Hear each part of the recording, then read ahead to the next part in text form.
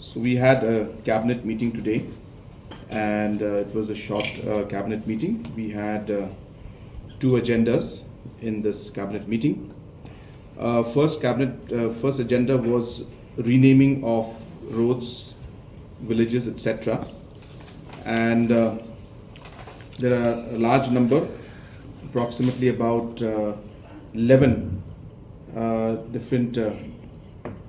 6 roads and about 2 locations were cleared.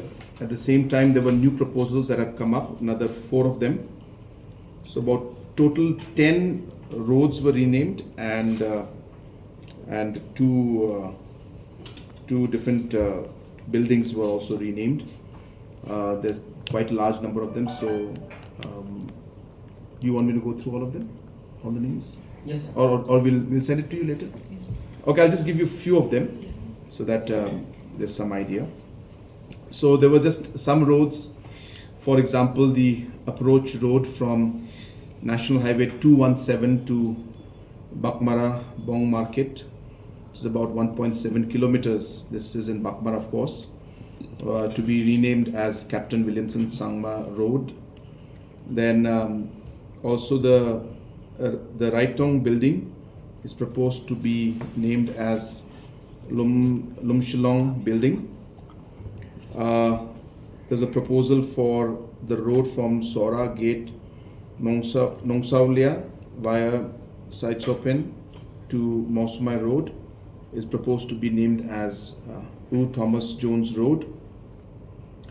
So like that, there were also proposals for naming of the road from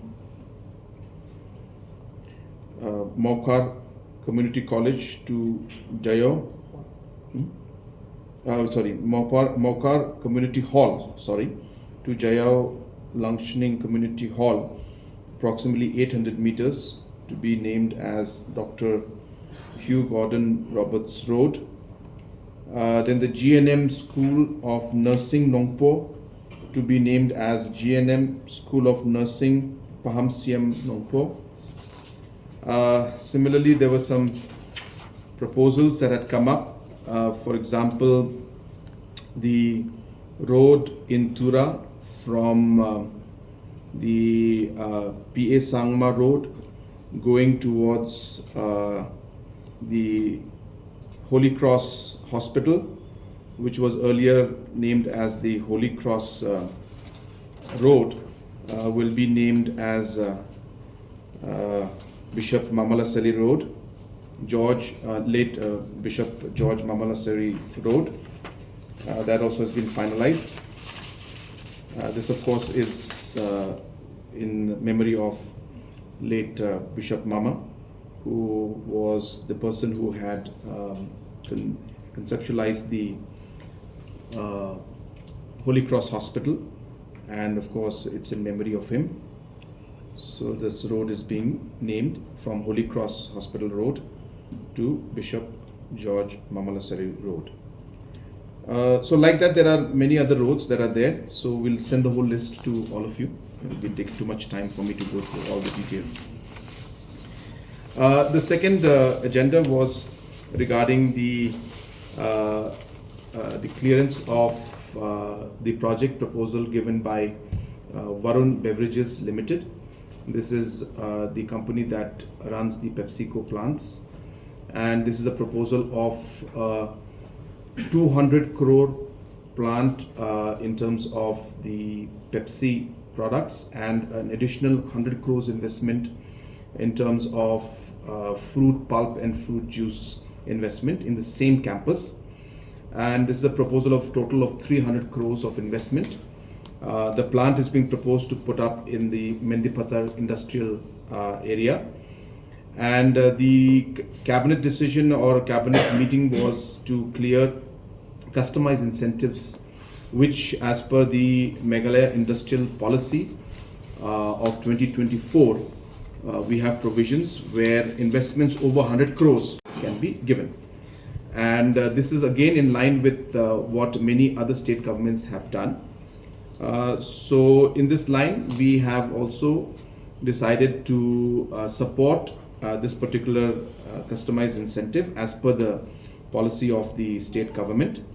And in this, an amount of close to 30% more capital investment subsidy, which they had requested over and above the normal amount that is given. Another additional amount of 30% more is being added to that capital subsidy.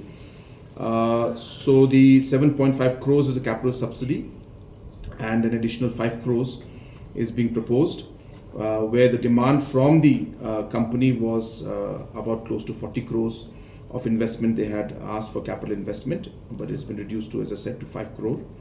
Second was the incentive they had requested for interest subvention. Again, this is in line with what many other state governments do, and we have agreed to give 2% interest subvention in this. At the same time, the GST amount that is there, which normally there is a reimbursement of the GST. Again, it's in line with the Unnati scheme and also with the schemes from other state governments, where the reimbursement was asked for about 300%. We have reduced that, and we have agreed to a 200% investment or return of the SGST. That means the state GST tax collection that takes place. In other states, the amount goes up to even 300%. So we had brought it down and agreed to 200%. So these were the few incentives that we had agreed on giving to them additionally over and above the normal incentives which we are giving to other plants. As I said, this is a special category because it's investment over 100 crores. There's a 300 crore plant.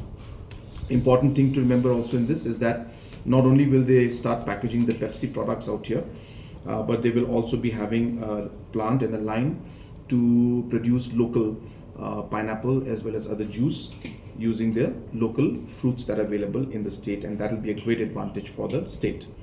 Another condition that we have put in this particular project is that 90% of the non-managerial staff has to be local, and the managerial staff within the next 2 years, they will have to have minimum of 50% of managerial staff also locally from the state, starting with 25% in the first 2 years, but after 2 years 50% of the managerial staff also has to be local, and the non-managerial staff from day one 90% should be local. So these were the conditions that were put by the state government, and also, as I said, the condition that a plant should also be put up to support the local produce and other local products to help the farmers. So this was the second decision that was made today.